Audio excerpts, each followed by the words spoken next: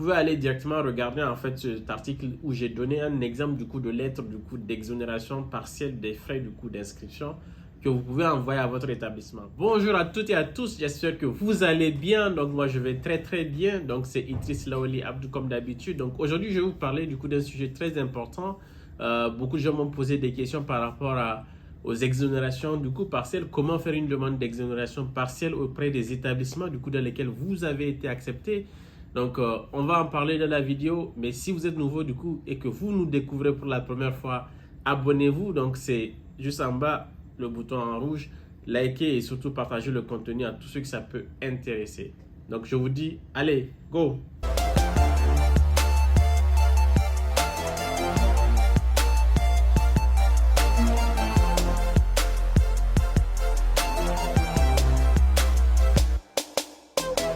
Donc, comme je disais, aujourd'hui, on va parler du coup de l'exonération du coup partielle auprès des établissements. Donc, pour ceux qui ne savent pas ce que c'est, du coup, les exonérations partielles, donc sachez que depuis quelques années, du coup, on ne sait toujours pas si ça a été appliqué ou pas, mais il y a une loi qui a été décrétée, qui est sortie en tout cas auprès du gouvernement, qui du coup demande à rehausser le prix du coup et les frais du coup de scolarité pour les étudiants hors Union européenne. C'est-à-dire tous les étudiants internationaux qui viennent d'Afrique, des États-Unis, Canada, bien sûr il y a des pays qui ont des collaborations ou des pays comme la Chine, les pays asiatiques. Donc si vous venez d'un de ces pays, vous êtes du coup soumis à payer des frais du coup différenciés pour pouvoir accéder aux universités publiques françaises. Avant les exonérations, du coup, les frais du coup de scolarité au niveau des établissements étaient très peu chers. C'était entre 250, souvent 100 et quelques, 300 du coup, euros par an que les étudiants payaient. Mais depuis, du coup, cette loi, ça a été rehaussé à entre 2000, 3000 et des fois un peu plus selon les établissements dans lesquels vous allez vous inscrire et selon les niveaux. Par exemple, moi, mon école d'ingénieur, l'INSA, quand j'avais fait, c'était autour de 600.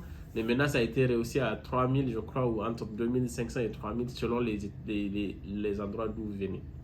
Alors, la bonne nouvelle, c'est que toutes les universités n'ont pas appliqué du coup cette loi et du coup ne sont pas encore en train de faire respecter du coup les frais majorés pour les étudiants internationaux.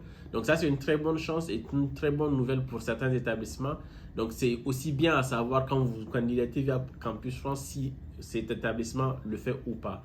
Maintenant, si vous avez candidaté dans des établissements qui le font toujours, il y a des établissements qui ont créé en fait des programmes d'exonération partielle du coup pour toujours faire payer les mêmes frais qu'avant aux étudiants dans certaines conditions.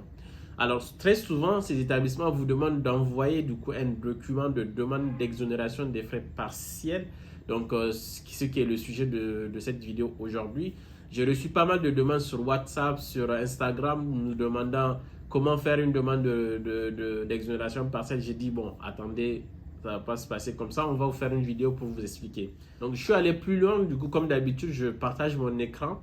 Donc comme d'habitude je vous ai rédigé un article du coup sur le site Karatu Post Bac. Donc le lien il se trouve dans la zone de description et aussi sur le premier commentaire qui est épinglé. Donc vous pouvez aller directement regarder en fait cet article où j'ai donné un exemple du coup de lettre du coup d'exonération partielle des frais du coup d'inscription que vous pouvez envoyer à votre établissement. Donc, il y a plusieurs façons d'envoyer ce courrier. Soit vous pouvez le faire depuis votre page Campus France parce que l'établissement vous a demandé de faire tant. Ils vous donnent leur adresse email. Du coup, vous choisissez vous prenez cette adresse email, ensuite vous envoyez du coup cette demande du coup à l'établissement en contenu de message où vous pouvez créer un document PDF. En fait, vous remplacez bien sûr les champs manquants et vous envoyez toujours ce document PDF en pièce jointe du coup de votre adresse email. Ou si vous le voulez, vous pouvez envoyer par courrier. Bien sûr, ça vous revient un peu plus cher et la logistique, c'est plus compliqué. Ou si vous connaissez quelqu'un en France, vous pouvez demander à ce que cette personne appelle ou ait le contact de la personne à qui il faut envoyer et s'il peut se déplacer directement pour l'envoyer. Mais le moyen le plus simple et le plus sûr, du coup, c'est d'envoyer par mail et souvent, c'est ce qui vous est demandé dans les messages. Très souvent, les établissements, du coup, qui appliquent l'exonération partielle le mentionnent sur leur site et ou sur la réponse qu'ils vous donnent d'admission. Donc il faut être vigilant et surtout il faut faire cette demande et voilà le plus tôt possible. L'année dernière, je sais que par exemple au Niger, les ambassades du coup appliquaient aussi du coup directement cette politique-là où ils avaient mis en place une sorte de bourse où il fallait faire une demande et en fonction du coup de votre niveau d'études, ils vous accordaient du coup l'exonération partielle d'office. Donc c'est aussi à vérifier. Donc c'est aussi quelque chose qu'il faut vérifier de votre côté. Donc moi je voulais faire cette vidéo justement pour vous aider en tout cas à avoir un contenu à pouvoir faire, à pouvoir utiliser le plus tôt possible quand vous êtes dans cette situation. J'espère que le contenu vous a plu. Donc la lettre elle est très simple en fait. Du coup les lettres les formules de donc la lettre, elle est très simple en fait. Du coup, vous avez les formules de politesse, madame, monsieur. Ensuite, vous expliquez que vous êtes actuellement dans cette formation et que vous avez tel machin truc. Vous faites le deuxième paragraphe. Donc la lettre, elle est simple en fait. Vous avez les formules de politesse. Vous expliquez que actuellement vous êtes élève dentaire.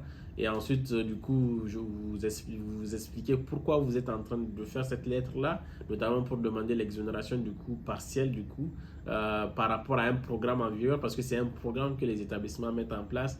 Donc, que vous voulez en fait qu'il vous aide du coup à pouvoir payer les frais de scolarité. Vous expliquez bien sûr la raison.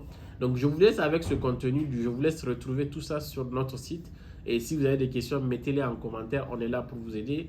La semaine prochaine, on vous réserve du contenu sur la chaîne. Du coup, comme d'habitude, restez safe, prenez soin de vous. On reviendra avec beaucoup de contenu intéressant et surtout abonnez-vous. Bye bye.